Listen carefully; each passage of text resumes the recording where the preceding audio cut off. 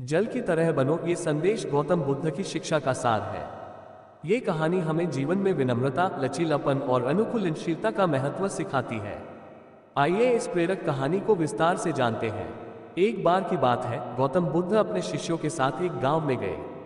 वहां एक व्यक्ति ने आकर बुद्ध से पूछा, भगवान, मुझे जीवन में सफलता कैसे मिलेगी? मैं जीवन में खुश और शांतिपूर्ण कैसे रह सकता हूँ? बुद्ध मुस्कुराए और बोले, क्या तुम जानते हो कि जल क्या है? व्यक्ति ने कहा, हाँ, जल तो हर जगह है, ये जीवन का स्रोत है। बुद्ध ने उत्तर दिया, सिर्फ ये जानना पर्याप्त नहीं है, जीवन में जल जैसा बनना सीखो। एक, लचीलापन, फ्लेक्सिबिलिटी। जल हमेशा अपना मार्ग ढूंढ लेता है। जब उसे चट्टान मिलती है तो वह उसके चारों ओर से गुजरता है। तुम्हें भी जीवन में कठिनाइयों के सामने रुकना नहीं चाहिए, परिस्थितियों के अनुसार ढलना सीखो। दो, विनम्रता, ह्यूमिलिटी। जल हमेशा नीचे की ओर बहता है, कभी ऊपर की ओर नहीं। इसका अर्थ है कि विनम्र रहो। जो व्यक्ति घमंडी होता है वह दूसरों के साथ सामंजस्य नहीं बैठा पाता। तीन, शुद्धता, प्योरिटी। जल चाहे जहां भी जाए वह अपनी शुद्धता बनाए रखता है। तुम्हें भी अपने मन और विचारों को शुद्ध रखना चाहिए, चाहे तुम किसी भी परिस्थिति में हो। चार, सेवा, सर्विस। जल बिना किसी भेदभाव के सबकी सेवा करता है। वह अमीर गरीब, अच्छे बुरे सभी को समान रूप से जीवन प्रदान करता है। तुम्हें भी बिना भेदभाव के दूसरों की मदद करनी चाहिए। पांच, धैर्य, पेशेंस। जल कभी भी जल्दी नहीं करता, वह धीरे धीरे लेकिन लगातार बहता रहता है। तुम्हें भी अपने लक्ष्य तक पहुंचने के लिए धैर्य और दृढ़ता रखनी चाहिए। बुद्ध ने कहा, यदि तुम जल की तरह बन जाओगे तो जीवन में कोई भी परिस्थिति तुम्हें नहीं रोक पाएगी। तुम सदा शांत, खुश और सफल रहोगे। ये सुनकर वह व्यक्ति बुद्ध का धन्यवाद कर शांतिपूर्ण मन से अपने घर चला गया। जीवन में जल की तरह बनने से हम हर परिस्थिति में शांत, अनुकूल और सफल रह सकते हैं। वह व्यक्ति बुद्ध की शिक्षा से गहराई से प्रभावित हुआ, लेकिन उसके मन में एक और प्रश्न था। उसने बुद्ध से पूछा, भगवान, जल कभी कभी विनाशकारी भी हो सकता है। जब बाढ़ आती है तो ये सब कुछ तबाह कर देता है। ऐसे में जल की तरह बनना क्या सही है? बुद्ध मुस्कुराए और बोले, तुमने बहुत अच्छा प्रश्न पूछा। जल विनाशकारी तब होता है जब वह अपनी सीमा से बाहर हो जाता है। इसी प्रकार मनुष्य भी विनाशकारी तब होता है जब वह अपनी सीमाओं और संतुलन को भूल जाता है। बुद्ध ने समझाया, जल का स्वभाव मूल रूप से शांत और पोषण देने वाला है, लेकिन अगर उसे मार्गदर्शन न मिले या अगर वह अपने स्वाभाविक प्रवाह से बाहर हो जाए तो वह विनाशकारी बन जाता है। इसी तरह बुद्ध ने कहा, तुम्हारे भीतर की ऊर्जा, क्रोध, महत्वाकांक्षा और इच्छाएं भी विनाशकारी हो सकती हैं अगर वे असंतुलित हो जाएं। इसलिए जीवन में संतुलन बनाए रखना सबसे महत्वपूर्ण है। एक, क्रोध को शांत करें। जब भी तुम्हें क्रोध आए उसे जल की तरह ठंडा करने का प्रयास करो। ठंडा जल शांति लाता है, लेकिन उबलता हुआ जल केवल दुख और हानि देता है। दो, अपनी इच्छाओं को सीमित करें। बहुत अधिक इच्छाएं तुम्हें असंतोष और अशांति में डाल देंगी। जैसे जल को एक बांध में सीमित किया जाता है, वैसे ही अपनी इच्छाओं को सीमित करो और आवश्यकताओं पर ध्यान दो। तीन, ध्यान और मनन करो। ध्यान जल को स्वच्छ रखने जैसा है। जब तुम ध्यान करते हो तो तुम्हारे भीतर की अशांति शांत हो जाती है और तुम स्पष्टता से सोच सकते हो। चार, सहयोग और सामंजस्य। जल हमेशा अन्य तत्वों के साथ सामंजस्य बनाकर चलता है, चाहे वह मिट्टी हो, हवा हो या आग हो। जीवन में भी तुम्हें दूसरों के साथ सामंजस्य बनाकर चलना चाहिए। बुद्ध ने अंत में कहा, सफलता और शांति केवल बाहर की दुनिया में नहीं मिलती, ये तुम्हारे भीतर के संतुलन और शांति से आती है। अगर तुम जल की तरह विनम्र, लचीले, शांत और संतुलित बन जाओगे तो जीवन में हर परिस्थिति में विजयी हो सकते हो। इस शिक्षा से प्रेरित होकर वह व्यक्ति जीवन भर बुद्ध के उपदेशों का पालन करता रहा और एक सफल, शांतिपूर्ण और खुशहाल जीवन जिया। सिर्फ लचीलापन और विनम्रता ही नहीं, बल्कि संतुलन और धैर्य भी जीवन में सफलता और शांति के लिए अत्यंत आवश्यक है। कुछ वर्षों बाद वही व्यक्ति जिसने गौतम बुद्ध से जल की शिक्षा प्राप्त की थी, जीवन में हर स्थिति का सामना जल की तरह करता रहा। वह धैर्य, विनम्रता और संतुलन के साथ जीवन जी रहा था, लेकिन धीरे धीरे उसे महसूस हुआ कि बाहरी दुनिया में शांति और सफलता तो मिल रही है, परंतु भीतर अभी भी कुछ कमी है। उसका मन पूरी तरह से शांत नहीं था। एक दिन वह दोबारा गौतम बुद्ध के पास गया और उनसे पूछा, भगवान, मैंने आपकी जल की तरह बनने की शिक्षा का पालन किया, जीवन में सफलता और शांति भी मिली, फिर भी मेरे भीतर कहीं ना कहीं अशांति बनी रहती है। इसका समाधान क्या है? बुद्ध ने मुस्कुराते हुए कहा, तुमने जल की तरह बाहरी जीवन जीना सीख लिया है, लेकिन अब समय है कि तुम भीतर भी जल की तरह बनो। व्यक्ति ने जिज्ञासा से पूछा, भीतर जल की तरह बनने का क्या अर्थ है? बुद्ध ने एक शांत झील की ओर इशारा किया और बोले, देखो उस झील को। व्यक्ति ने झील की ओर देखा। झील का पानी बिल्कुल स्थिर था। उसमें चारों ओर के पेड़, आकाश और पक्षी स्पष्ट रूप से प्रतिबिंबित हो रहे थे। बुद्ध ने कहा, ये झील शांत और स्थिर है, इसलिए उसमें सब कुछ स्पष्ट रूप से दिखाई दे रहा है। लेकिन अगर उसमें लहरें होती तो कुछ भी स्पष्ट नहीं दिखता। एक, मन को स्थिर करो। तुम्हारा मन भी एक झील की तरह है। अगर यह अशांत है तो जीवन में सब कुछ धुंधला और अव्यवस्थित लगेगा। लेकिन यदि तुम इसे स्थिर और शांत कर लो तो तुम अपने जीवन के वास्तविक उद्देश्य को देख सकोगे। 2, ध्यान और आत्म साक्षात्कार। भीतर की शांति ध्यान के माध्यम से प्राप्त होती है। जैसे एक झील का पानी स्थिर होने पर उसमें सब कुछ स्पष्ट दिखता है, वैसे ही ध्यान के माध्यम से तुम्हारे मन के विचार शांत हो जाते हैं और तुम अपने सच्चे स्वरूप को देख पाते हो। 3, आसक्ति छोड़ो। तुम बाहरी दुनिया में जल की तरह लचीले और विनम्र बने रहे, लेकिन भीतर तुम्हारा मन अभी भी इच्छाओं और आसक्तियों से बंधा हुआ है। इन आसक्तियों को छोड़ दो। बुद्ध ने उस व्यक्ति को एक सरल ध्यान विधि सिखाई। 1, शांत स्थान पर बैठो। 2, अपनी आंखें बंद करो और अपनी श्वास पर ध्यान केंद्रित करो। 3, जब भी कोई विचार आए उसे आने और जाने दो, लेकिन अपने मन को स्थिर बनाए रखो। 4, जैसे जैसे मन शांत होता जाएगा तुम्हें भीतर की शांति का अनुभव होगा। वह व्यक्ति बुद्ध की बातों को ध्यानपूर्वक सुनकर नियमित रूप से ध्यान करने लगा। धीरे धीरे उसके मन की अशांति समाप्त हो गई। अब वह न केवल बाहरी जीवन में जल की तरह लचीला और शांत था, बल्कि भीतर से भी एक स्थिर और शांत झील की तरह हो गया था। कुछ समय बाद वह फिर से बुद्ध के पास आया और कहा, भगवान, अब मैं समझ गया हूं कि जल की तरह बनने का वास्तविक अर्थ क्या है। बाहरी दुनिया में जल की तरह लचीला और विनम्र बनना महत्वपूर्ण है, लेकिन भीतर की शांति और स्थिरता के बिना वास्तविक आनंद संभव नहीं है।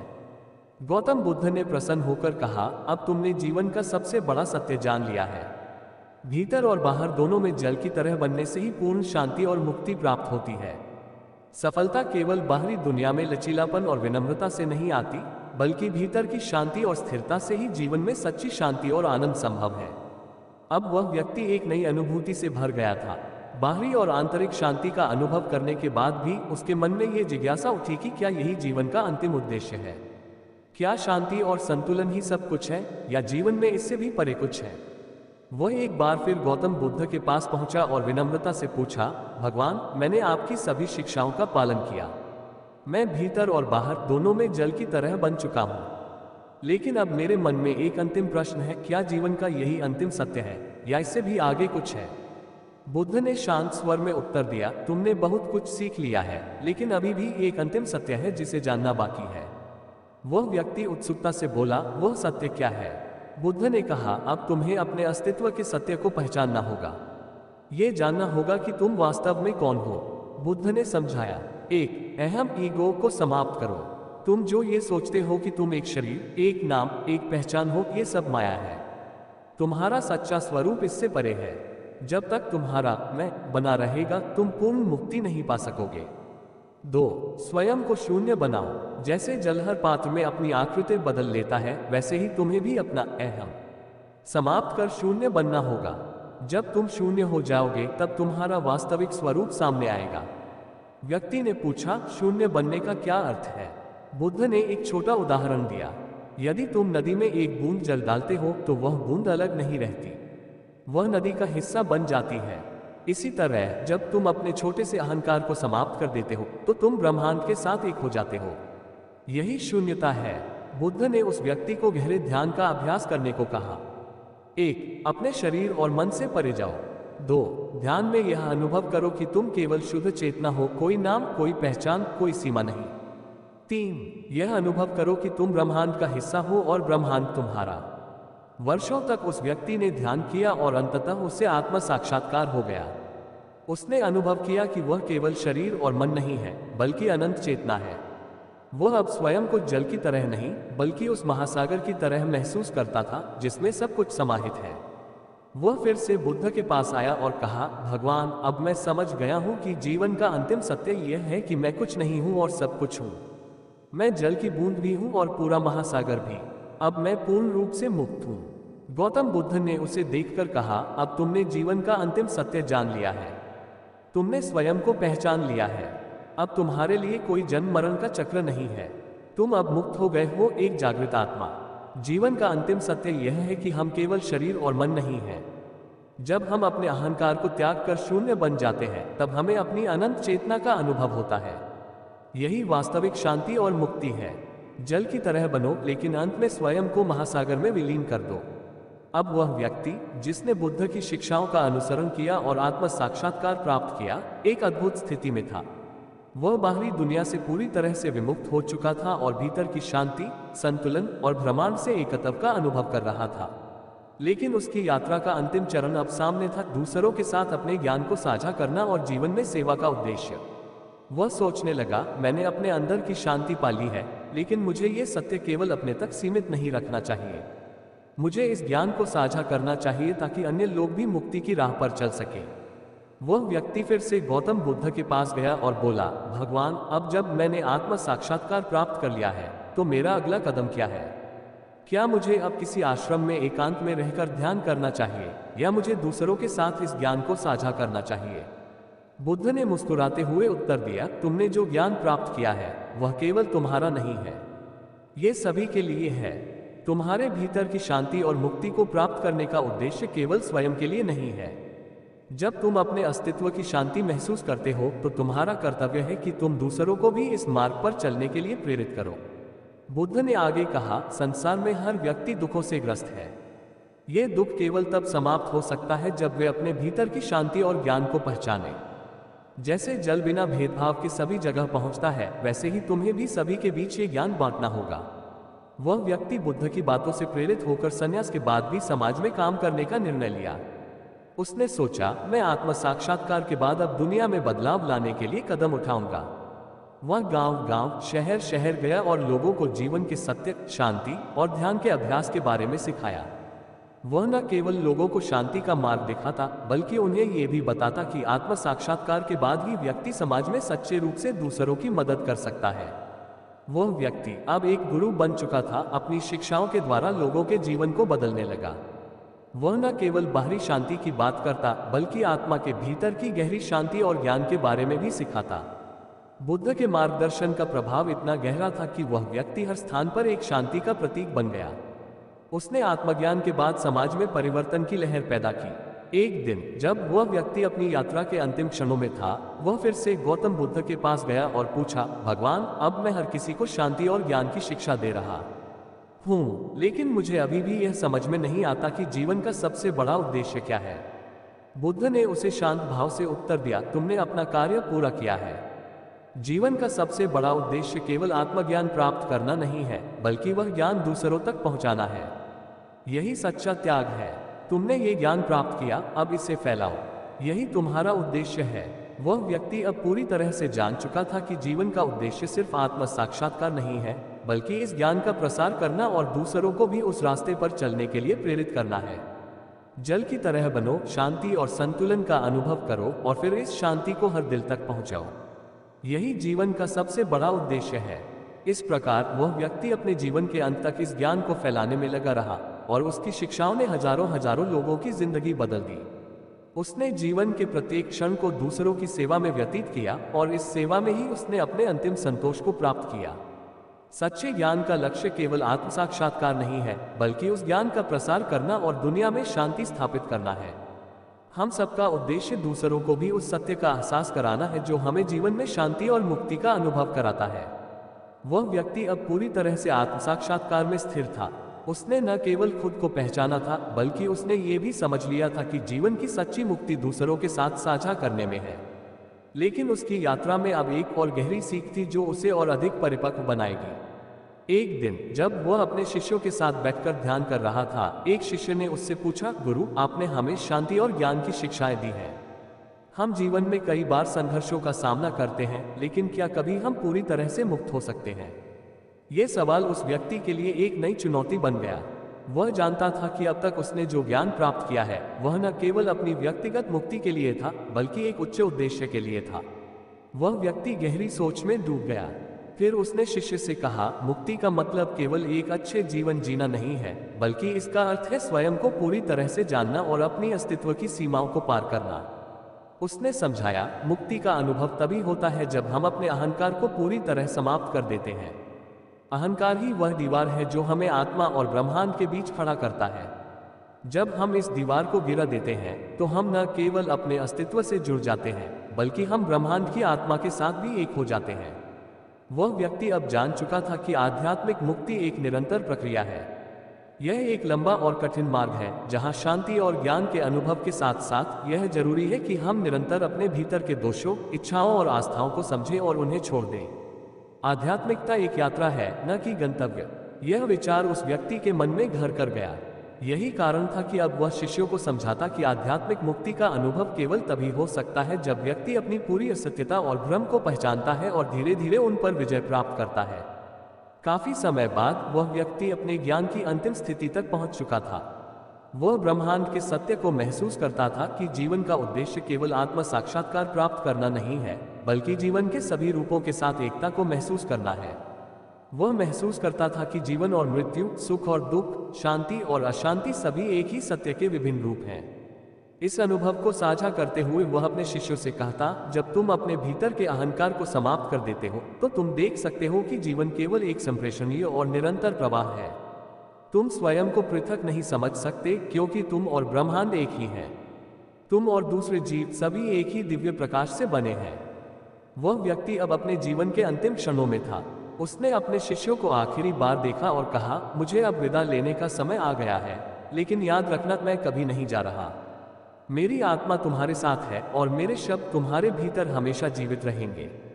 उसने अंतिम बार अपनी शांति को महसूस किया और जैसे ही उसने आंखें बंद की, उसने अनुभव किया कि वह खुद को महासागर के पानी के एक कण की तरह महसूस करता है, जो अब पूरी तरह से ब्रह्मांड के विशालता में समाहित हो चुका था।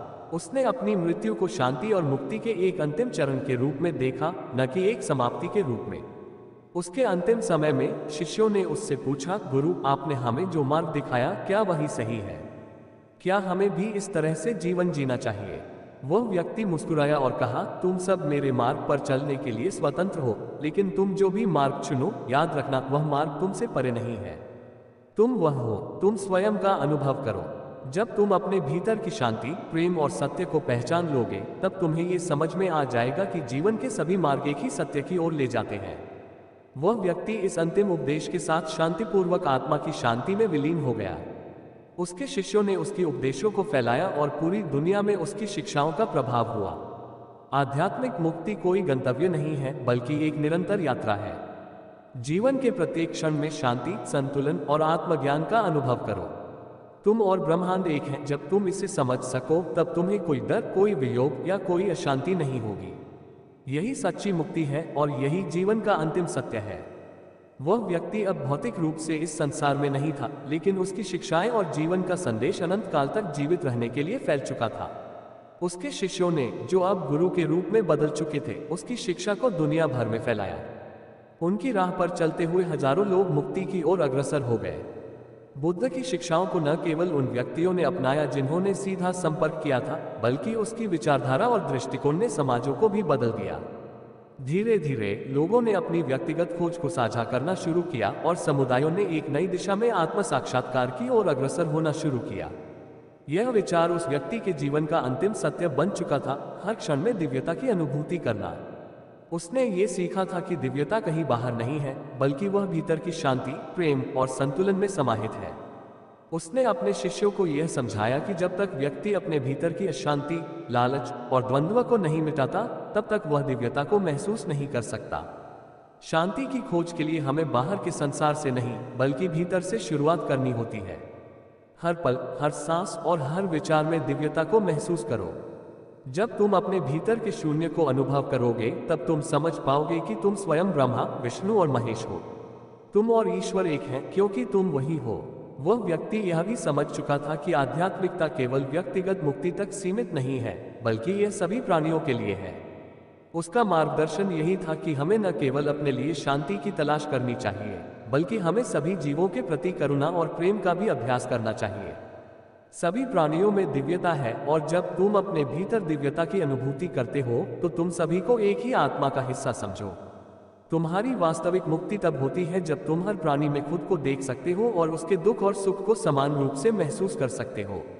उसने ये भी सिखाया कि आध्यात्मिकता का वास्तविक अनुभव तभी हो सकता है जब हम दूसरों के लिए कुछ करें। प्रेम और करुणा से भरा हुआ जीवन ही आध्यात्मिकता का वास्तविक रूप है। वह व्यक्ति अब एक गुरु के रूप में अपनी उपदेशों के जरिए समाज में बदलाव ला रहा था। उसने समाज में व्याप्त अज्ञान, हिंसा और भेदभाव को दूर करने के लिए कार्य करना शुरू किया। उसने लोगों को समझाया कि जीवन का उद्देश्य केवल भौतिक सुखों को प्राप्त करना नहीं है, बल्कि इसका वास्तविक उद्देश्य आत्म साक्षात्कार और दुनिया में सकारात्मक बदलाव लाना है। उस व्यक्ति के अंतिम समय में उसकी अंतिम उपदेश यही था, प्रेम ही सबसे बड़ा उपहार है। जब तुम दूसरों को बिना शर्त प्रेम देना शुरू करोगे तो तुम देखोगे कि जीवन में कोई कमी नहीं रह जाती।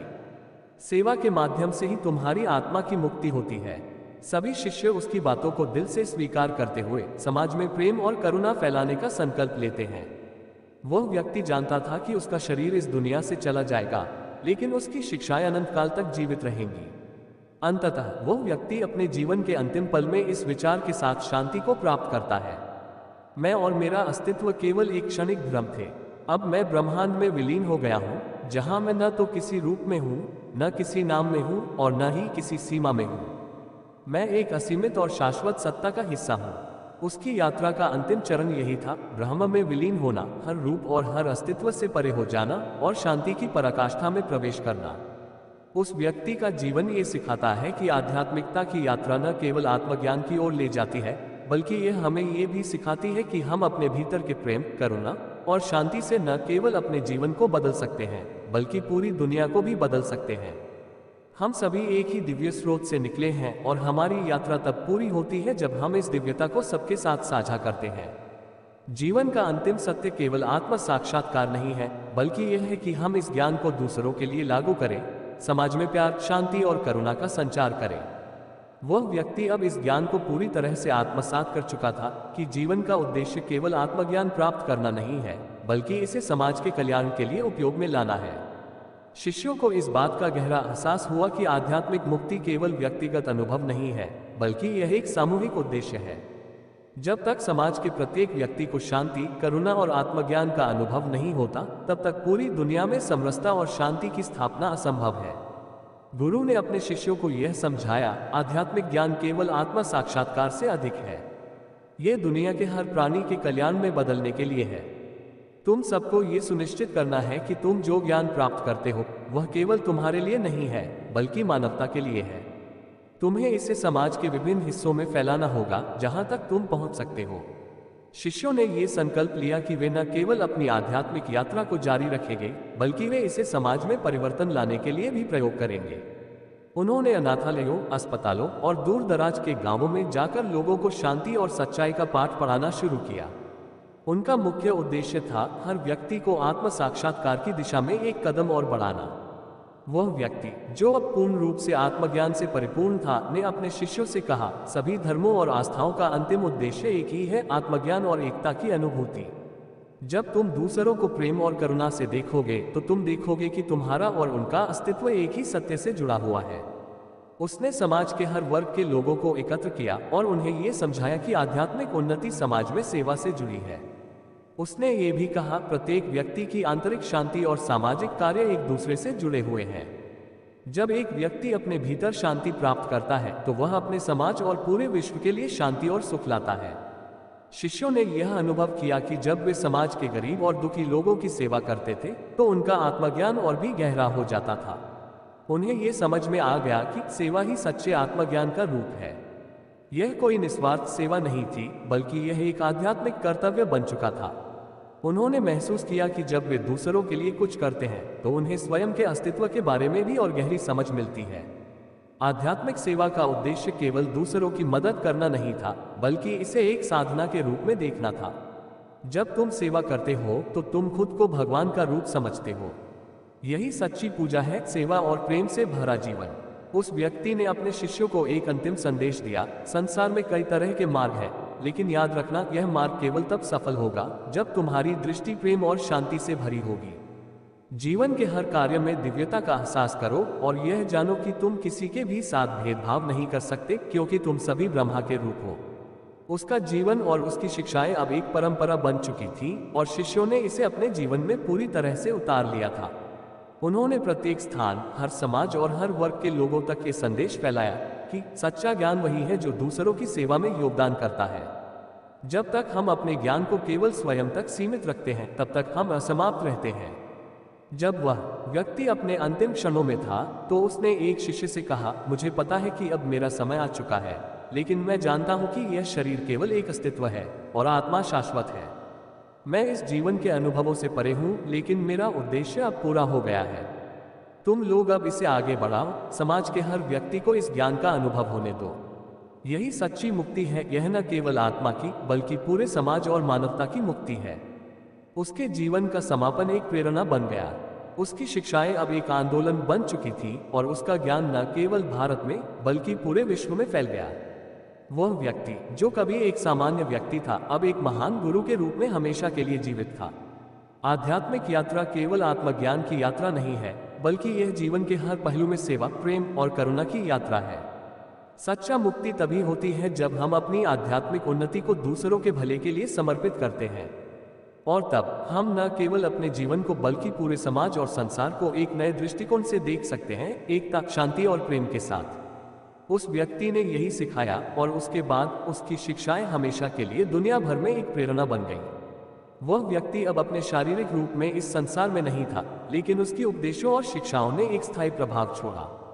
उसके शिष्यों ने उसकी राह पर चलते हुए उसकी मानसिकता और विचारों को दुनिया के हर कोने तक फैलाया। उसकी शिक्षाओं का संदेश अब न केवल एक धार्मिक आस्था बल्कि जीवन के प्रति एक गहरी समझ और दृष्टिकोण बन चुका था। उसके जीवन का सबसे बड़ा योगदान ये था कि उसने आध्यात्मिकता को सिर्फ ध्यान और साधना तक सीमित नहीं किया, बल्कि उसे जीवन के हर पहलू में लागू किया। उसने ये सिखाया कि आध्यात्मिकता का वास्तविक अनुभव तभी होता है जब व्यक्ति हर क्षण में संतुलन बनाए रखता है। शांति, करुणा और प्रेम केवल ध्यान या पूजा के समय तक सीमित नहीं हो सकते, उन्हें हर कार्य में, हर संबंध में और हर भावना में होना चाहिए। वह हमेशा कहता, आध्यात्मिकता का असली अर्थ है जीवन में हर एक कार्य को प्रेम और समर्पण से करना। एक साधारण काम जैसे कि खाना पकाना या पानी पीना भी अगर प्रेम से किया जाए तो वही ईश्वर की पूजा है। उसके संदेश ने एक नई जागरूकता को जन्म दिया और नए विचारों और प्रथाओं का निर्माण हुआ। शिक्षा, सेवा और समाज कल्याण को आध्यात्मिक यात्रा का हिस्सा माना जाने लगा। लोगों ने ये समझना शुरू किया कि आध्यात्मिकता का अर्थ केवल ध्यान में गहरी स्थिति में जाना नहीं है, बल्कि यह समाज के लिए काम करने, अपने भीतर और बाहर की दुनिया में बदलाव लाने का एक तरीका है। हमें दूसरों के साथ जो कुछ करना है वह हमें अपने भीतर से शुरू करना होगा। अगर हम दुनिया में सच्चे बदलाव की उम्मीद करते हैं तो पहले हमें अपने भीतर के बदलाव को महसूस करना होगा। उसकी शिक्षाएं केवल आत्म साक्षात्कार तक सीमित नहीं थी, बल्कि उन्होंने समाज में न केवल शांति और करुणा का प्रसार किया, बल्कि सामूहिक उन्नति के लिए एक गहरी समझ भी विकसित की। जब वह व्यक्ति इस जीवन के अंतिम क्षणों में था, तो उसने अपने शिष्यों से एक अंतिम बात कही, मुझे अब इस शरीर से विदाई लेनी है, लेकिन मेरी शिक्षा कभी समाप्त नहीं होगी। तुम सभी को यह समझना होगा कि आध्यात्मिक यात्रा एक निरंतर प्रक्रिया है। जब तक तुम इसे अपने जीवन में पूरी तरह से नहीं आत्मसात करोगे, तब तक ये केवल एक विचार रहेगा। उसे अनुभव करो, जीवन में उतारो और दुनिया में उसे फैलाओ। वह गुरु अपनी अंतिम सांसें छोड़ते हुए ये जानता था कि उसकी यात्रा समाप्त नहीं हुई है। उसके संदेश और उसकी शिक्षाएं अनंत काल तक जीवित रहेंगी। वह दुनिया भर में फैल चुका था और हर व्यक्ति जो उसकी शिक्षाओं को समझेगा, वह अपना जीवन एक नए दृष्टिकोण से जीने लगेगा। वह व्यक्ति यह समझ चुका था कि उसके ज्ञान का सबसे महत्वपूर्ण हिस्सा ये था कि वह दूसरों को भी इस मार्ग पर चलने के लिए प्रेरित कर सके। उसने शिष्यों से कहा, सभी के लिए प्रेम और करुणा फैलाने का कार्य कभी खत्म नहीं होता। तुम्हें यह समझना होगा कि समाज और संसार के साथ तुम्हारा संबंध अत्यधिक महत्वपूर्ण है। तुम जितना स्वयं को समझोगे, उतना ही तुम्हें दूसरों को समझने का अवसर मिलेगा। उसकी शिक्षाओं का प्रभाव न केवल धार्मिक बल्कि सामाजिक और राजनीतिक संदर्भों में भी महसूस किया गया।